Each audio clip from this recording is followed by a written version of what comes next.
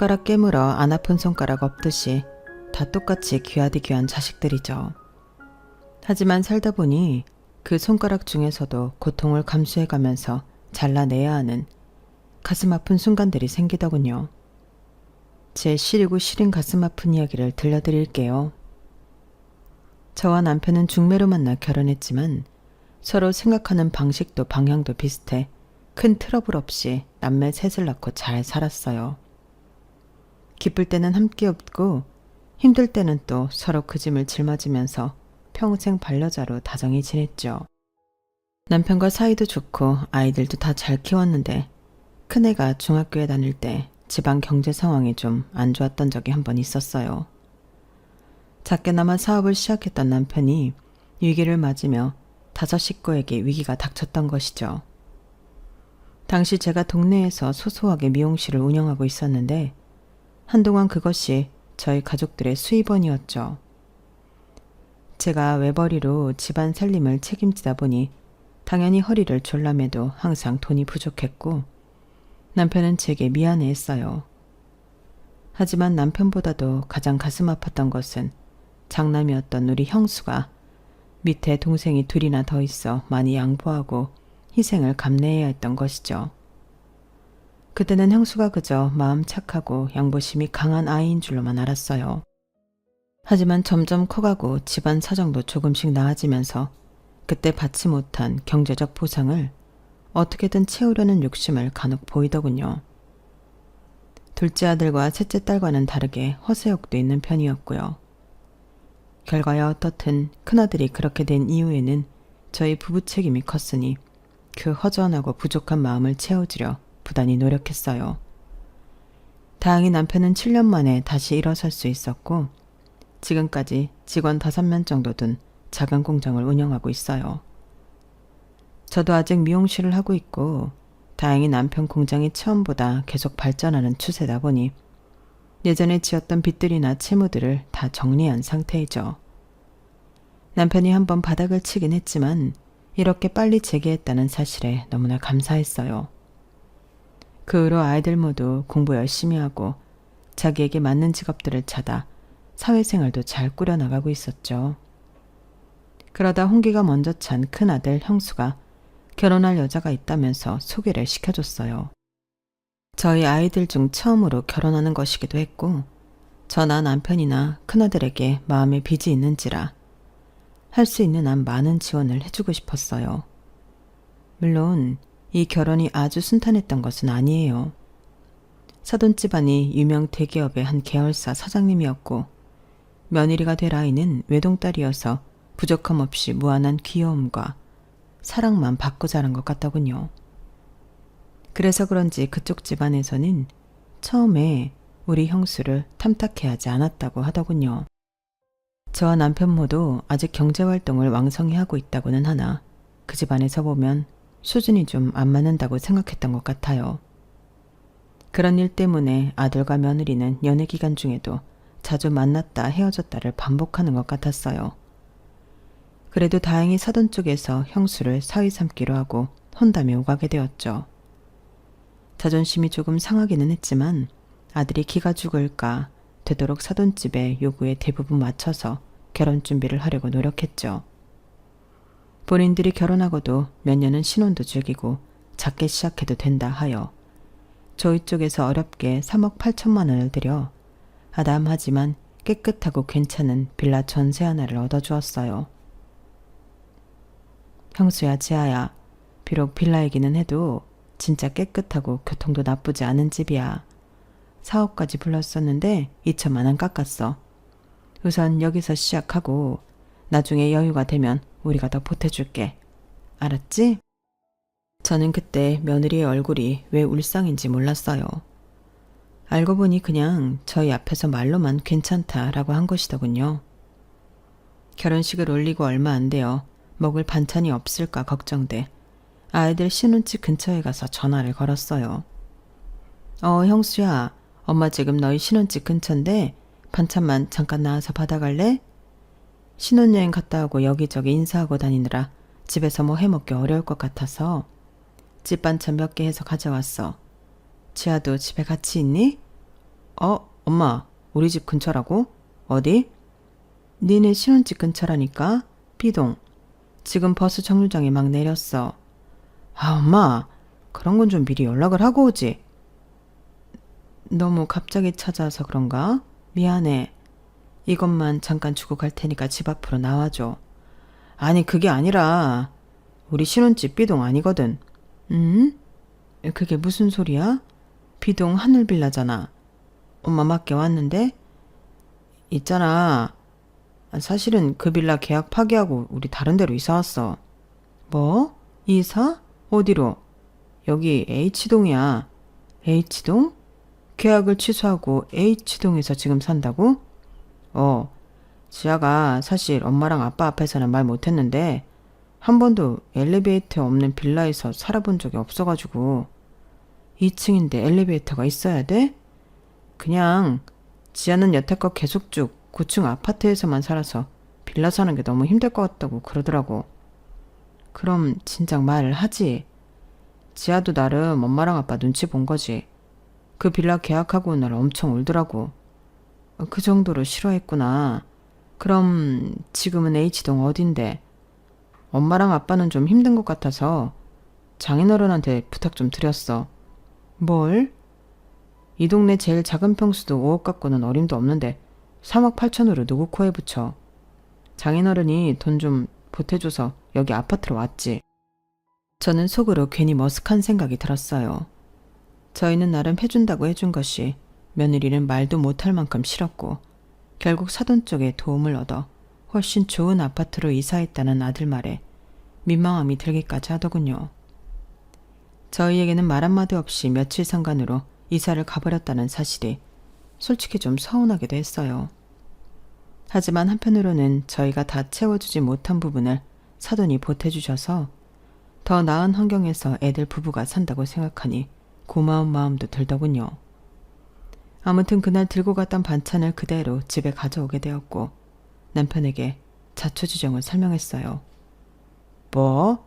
한마디 말도 없이 그렇게 집을 바꿨다고? 지아가 아무래도 우리가 아직 어려워서 그때는 말을 못했나 봐. 빌라 같은 데는 친구 집에도 가본 적이 없대. 너무 싫었는데 우리 앞에서 티도 못 내고 형수한테 그렇게 하소연을 했나 보더라고. 그래서 결국 사돈 도움으로 더 좋은 데로 갔으니까 우리는 좀 멋쩍기는 해도 애들 입장에선 좋지. 아무리 그래도 우리가 전세금을 도와준 부분도 있는데 아무 말 없이 그렇게 해버린 건 애들 결혼한 지 얼마 되지도 않았는데 이런 걸로 얼굴 붉히지 말아요. 애들만 좋으면 됐지 뭐. 저희 설득으로 남편은 그나마 표정을 좀 풀고 잠자리에 들더군요.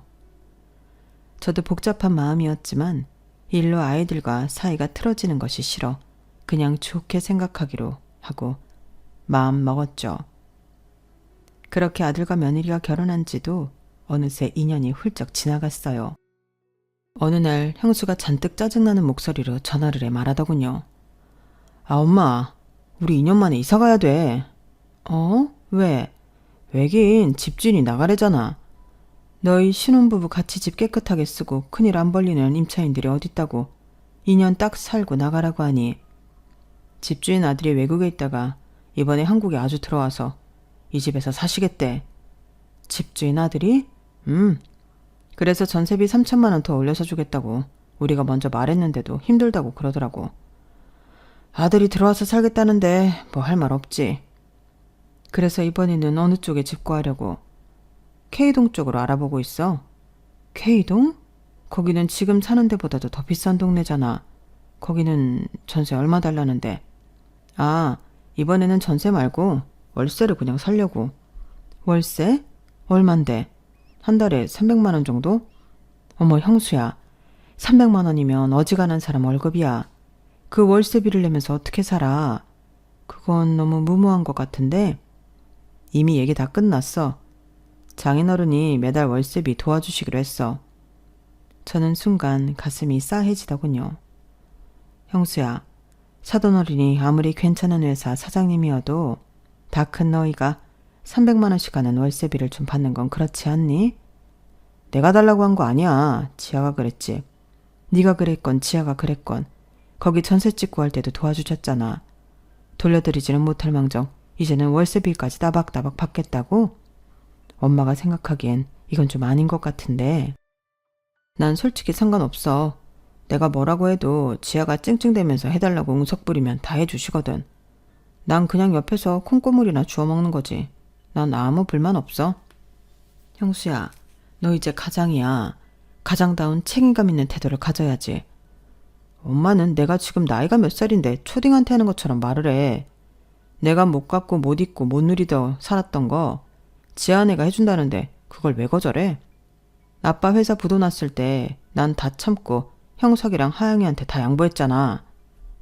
큰아들은 이런 상황에 닥치면 꼭 과거 일을 끄집어내 제 가슴을 아프게 하고 아무 말도 할 수 없게 했어요.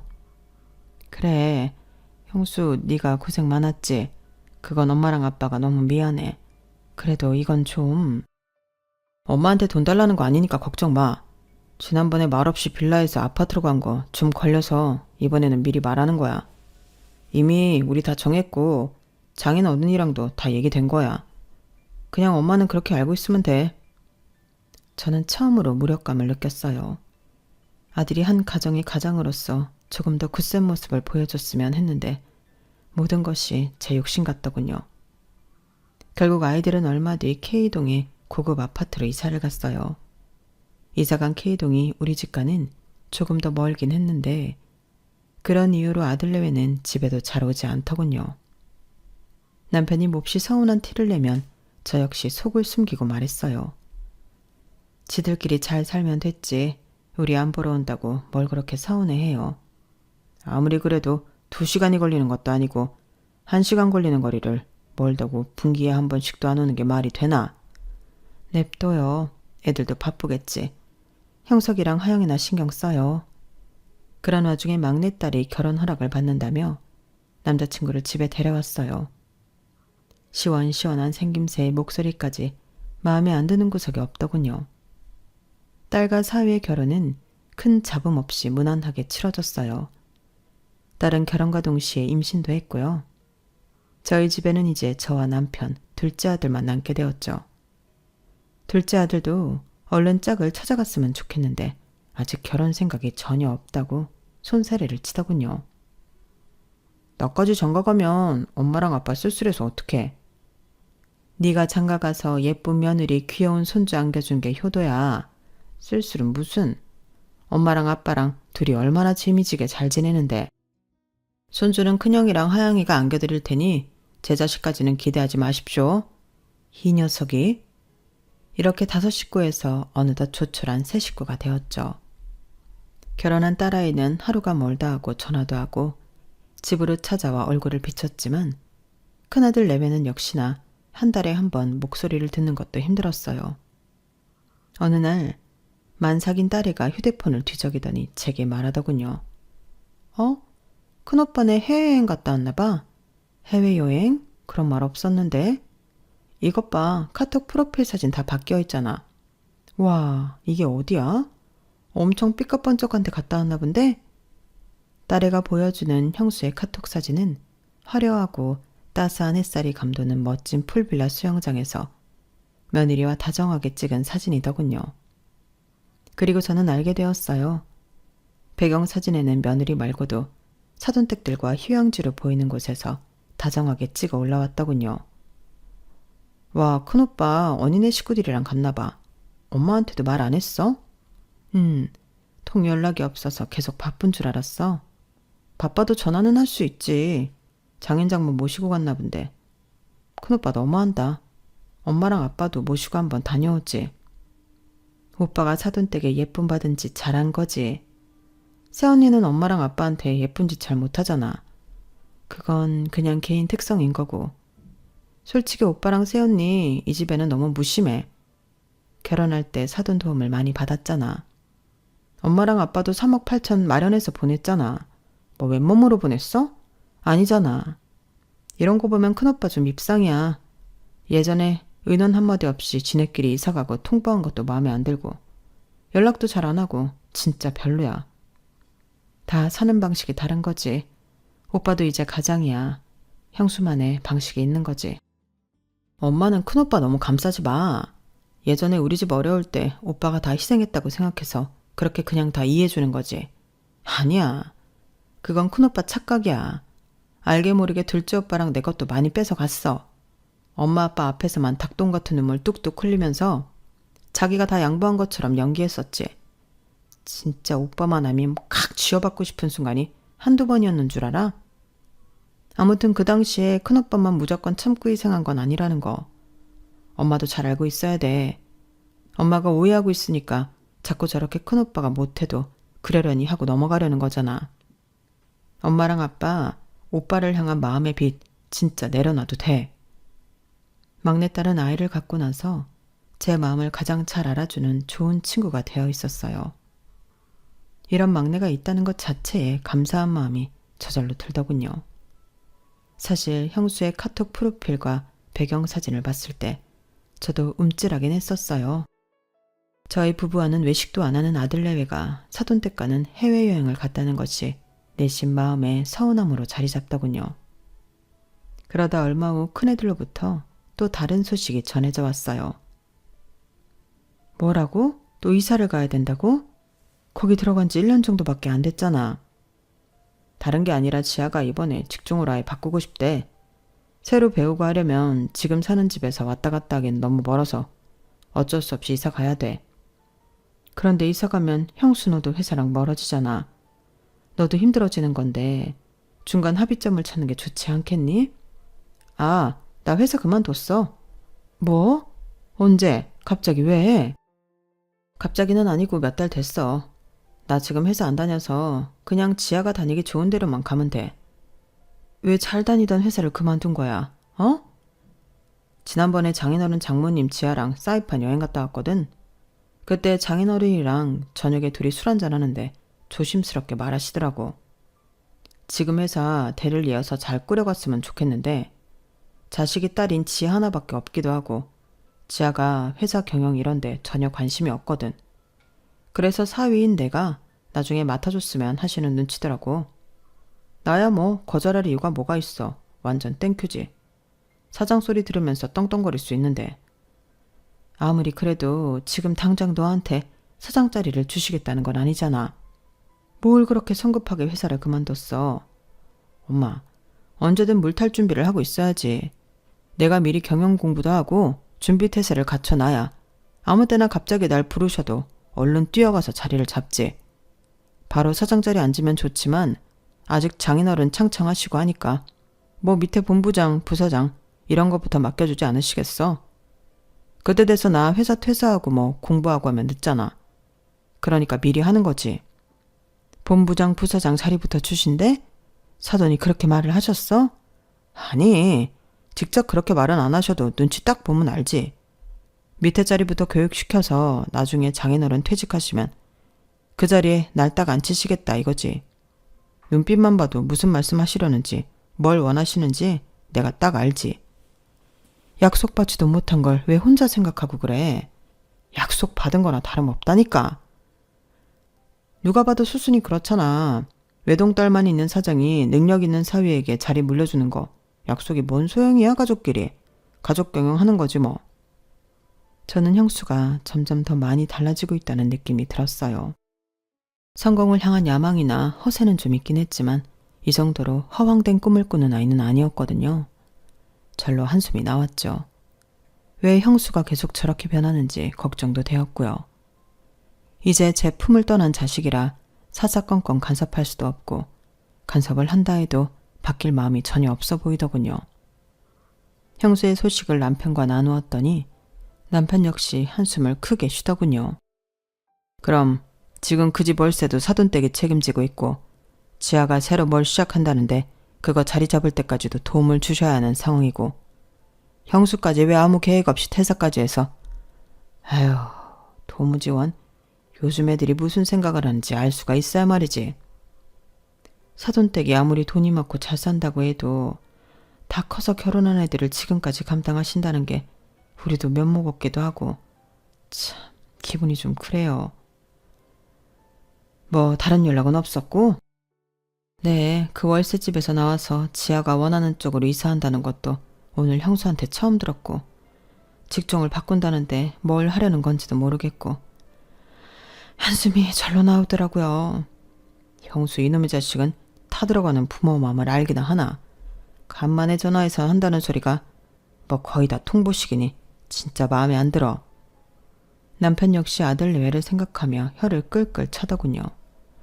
그날 이후 남편과 저는 며칠 동안 긴 의논을 했어요. 그리고 굉장히 어려운 결정을 내리기로 했죠. 저희는 함께 사는 둘째 아들 형석이에게 먼저 말을 꺼내고 이해를 구해야겠다 싶었어요. 형석아, 얘기 좀 할까? 무슨 일 있어? 다른 게 아니고 큰형이 지금 사는 집에서 나와서 또 이사를 해야 한대. 또? 왜? 지아가 직종을 바꾸려고 하는데 그걸 시작하는 곳이 지금 집이랑 먼가 봐. 그래서 좀 가까운 쪽으로 옮기는 게 좋겠다 그러더라고. 형 회사는? 그만뒀대. 나중에 사돈어른 뒤를 이어 경영을 배워놔야겠다고. 형수 형, 허영심이 아주 단단히 들었네. 자기 지금 하는 일이나 열심히 하지. 뭐 거기까지 욕심을 낸대. 훅혀 정말. 형수도 다 생각이 있고 계획이 있으니까 그런 결정을 했겠지. 생각은 무슨. 마음에 안 들어 하여간. 이상하게 둘째 아들 역시 막내딸처럼 큰아들을 좋게 생각하고 있지는 않더군요. 난 그 형수도 마음에 안 들어. 부잣집에 외동딸로 태어나서 아주 공주대접이 익숙하지. 시어머니 시아버지 명절이라고 오기를 하나 와도 앉아서 챙겨주는 밥 다 먹고 과일도 깎아주는 거나 다 받아먹기나 하고. 형도 그런 형수한테 한마디 할 법한데 아주 둘 다 똑같이 그러고 있더만. 형도 그 집 사위 되더니 자기가 무슨 왕자라도 된 것 마냥 굴어. 형도 완전히 변했어. 어쩌다 형제 사이가 이렇게까지 됐는지 듣는 내내 마음이 무겁고 뻐근했어요. 어쨌든 원래 5이서 살던 이 집에 형이랑 하영이도 나가고 우리 셋밖에 없잖니. 그래서 집을 좀 좁혀서 갈까 하는데 방도 저렇게 많이 필요 없고 해서. 그래서 남는 돈 형 주려고? 형수랑 지아도 이제 슬슬 아기 가져야 할 텐데 언제까지 저렇게 자가 못 정하고 떠돌아다녀야겠어. 형수네 집 부자잖아. 거기서 해주면 되지. 이미 그쪽도 많이 받았어. 엄마랑 아빠도 염치가 있지. 이번에는 우리가 도와주는 게 맞아. 그리고 형석이 너도 지금 말이야 그렇지만 언젠가 결혼해서 출가할 수도 있잖아. 그럼 이 큰 집에 엄마랑 아빠 진짜 쓸쓸해서 못 살아. 상황이 이렇게 된 김에 큰형 좀 도와주자. 난 진짜 결혼 안 한다니까. 아유, 나중에 후회할 소리 그렇게 단호하게 하지 마셔요, 아드님. 아무튼 지금은 이렇게라도 형 도와줘야 엄마랑 아빠가 진짜 후회 안 할 것 같아. 엄마랑 아빠가 그렇게까지 해서 도와준다고 형이 고마워할 것 같아? 첫 신혼집 해준 것도 싫다고 저쪽 집 돈 보태서 말도 없이 홀라당 이상한 형인데 이번에 마지막으로 도와줘야 엄마 아빠의 마음이 편할 것 같아. 내가 뭐 이 집 살 때 기여한 것도 없으니 딱히 할 말은 없지만 그래도 좀 그래. 알았어. 우리 형석이한테도 엄마랑 아빠가 미안하지. 그래도 혹시 몰라서 네 결혼 자금은 따로 빼뒀으니까 걱정 마. 엄마, 나 진짜 결혼 안 해. 에휴, 퍽이나? 그렇게 우리는 중대한 결정을 내렸어요. 사실 저희 집은 좀 오래되긴 했지만 평수도 넓고 주변 인프라가 워낙 잘 되어 있어서 언제부터인가 계속해서 집값이 꾸준히 오르더군요. 새로 짓는 요즘 집처럼 순살 아파트인지 아닌지 걱정할 필요도 없고 인테리어만 싹 바꾸면 최신 아파트보다 더 좋아 보이는 집도 많더군요. 저희 부부는 부동산의 시세를 알아보기 시작했어요. 지금 사시는 곳이 다른 단지보다 평수도 크고 잘 빠져서 지금 파셔도 좋기 17억은 받으실 수 있을 겁니다. 정말요? 생각보다 많네요. 솔직히 팔기는 아까운 집인데 정말 파실 건가요? 네, 저희 식구 수에 비해 이 집이 이제는 너무 커서요. 그러시군요. 이 주변 집은 내놓는다고 입김만 불어도 서로 계약하려고 난리니까 새 주인 찾는 건 시간 문제일 겁니다. 어쨌든 내놓는다고 하시면 좋은 가격으로 받아들일 테니 걱정하지 마세요. 생각보다 큰 액수에 저희 부부는 기분이 좋았어요. 이 집을 팔고 남편과 제가 모은 돈을 합치면 20억 정도는 아들네에게 줄 수 있을 것 같더군요. 저는 기쁜 마음으로 형수에게 전화를 걸었어요. 형수야, 혹시 주말에 시간 되니? 지아랑 같이 집에 좀 올래? 이번 주말에 장인어른이랑 낚시 가기로 해서 다음 주에 시간 되면 갈게. 그렇구나.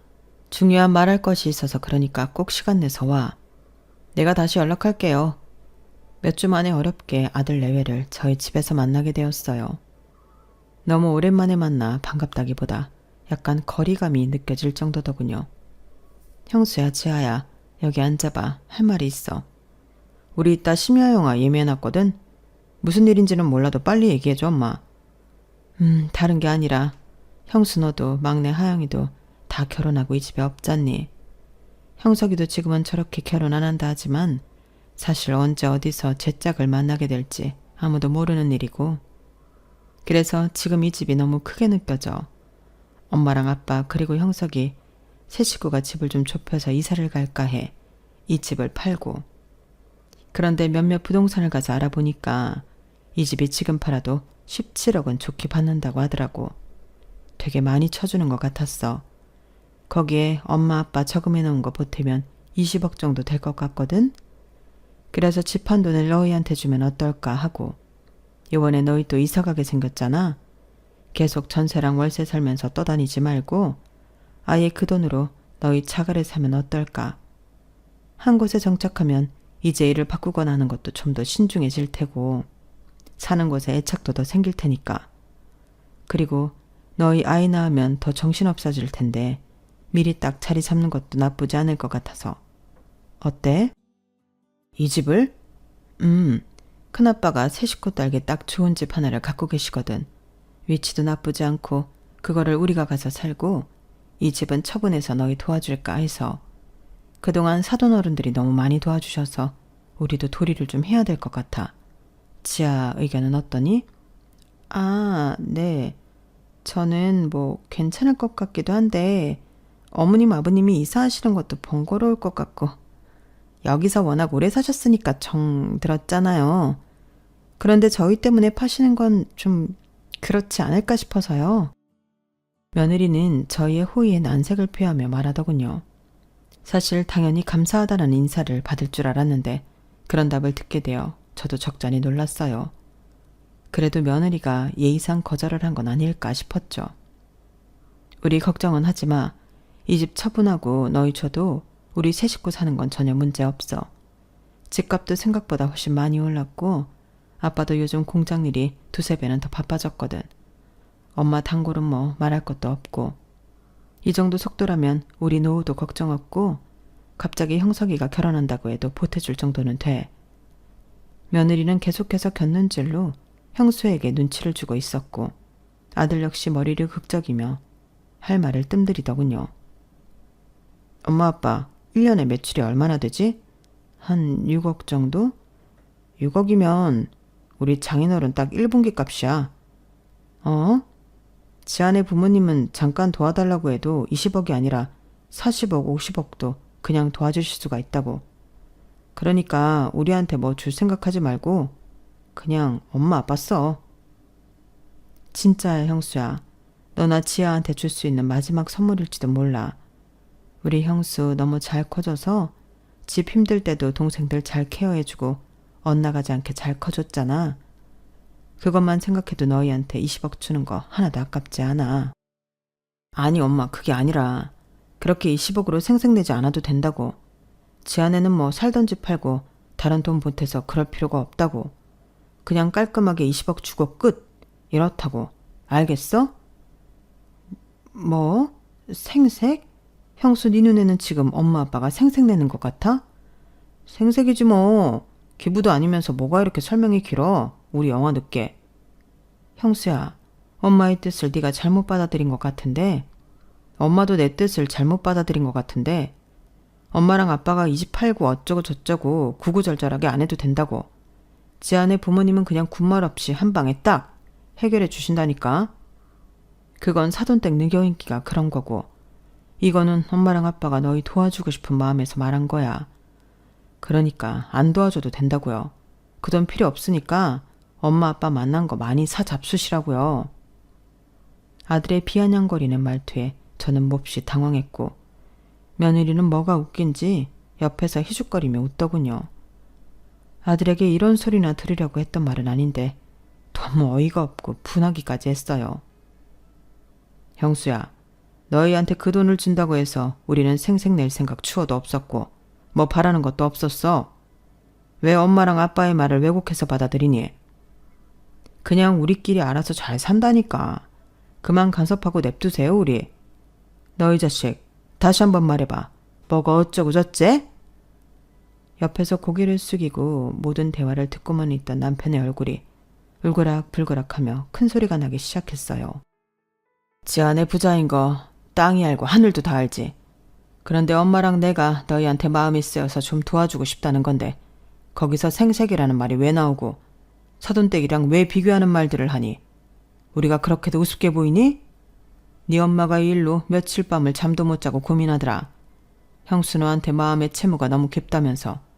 그런 네 엄마 마음도 모르고 너는 뭐가 잘났다고 그렇게 막말을 하는 거니? 지아 너도 참 그래. 너 여기 시댁 거의 1년 만에 오는 것 아니니? 그런데 빈손으로 와서 식탁에 앉아서 밥 먹고 다 먹은 밥그릇이랑 젓가락도 그대로 두고 나오더구나. 형수, 엄마가 커피 타줄까 물어보는데도 넌 스타벅스 것만 마셔서 아무거나 못 마신다고 하질 않나. 복숭아 잘라줬는데도 색깔이 이상하다고 포크로 휘적대기만 하질 않나. 내가 옆에서 보고 참다 한마디 하는 거다. 며느리는 남편의 꾸지람에 금세 눈이 시뻘개져서는 닭똥 같은 눈물을 뚝뚝 흘리더군요. 아빠, 왜 지아한테 뭐라고 그러세요? 아들은 며느리를 두둔하며 남편에게 대들더군요. 뭐? 형수 너도 진짜 적당히 해라. 지아네 집 돈이 그렇게 좋으면 그 집 머슴으로 들어가 살아라. 그 말에 빈정이 상한 아들 역시 며느리의 손을 잡아채고는 인사도 없이 밖으로 나가버리더군요. 쾅 닫힌 문 쪽을 바라보며 저와 남편은 거의 넋이 나가 있었어요. 좋은 소식을 전하려고 아들 내외를 불렀는데 오히려 다툼이 일어나는 역효과를 보게 된 거죠. 어안이 벙벙했어요. 여보, 됐어. 저런 녀석한테 무슨 아파트고 돈이야? 없던 일로 해. 남편 역시 화가 잔뜩 나 방으로 들어가 버렸어요. 저는 당장 형수에게 전화를 걸 용기도 남편 뒤를 따라가 화를 풀어줄 마음도 생기지 않더군요. 저는 시집간 비어있는 딸의 방에 가 문을 걸어 잠그고 한참을 울었어요. 그 뒤로 저희 부부도 아들 내외에게 연락을 먼저 취하지는 않았지만 아이들도 어떤 연락을 해오지 않더군요. 천륜이 이렇게 쉽게 끊어지는 것인가 싶어 목이 메고 가슴이 아팠어요. 저는 일주일 만에 5kg나 살이 빠졌고 딸까지 와서 제 걱정을 했어요. 엄마, 큰오빠 때문에 이런 거지. 그러니까 왜 좋은 일하고 엄마가 상처받아. 엄마가 생각하는 만큼 오빠 좋은 인간 아니야. 그날 형수의 모습은 제가 알던 제 아들의 모습이 아닌 것 같았어요. 정말로 저희 부부를 원망스럽게 쳐다보면서 나갔거든요.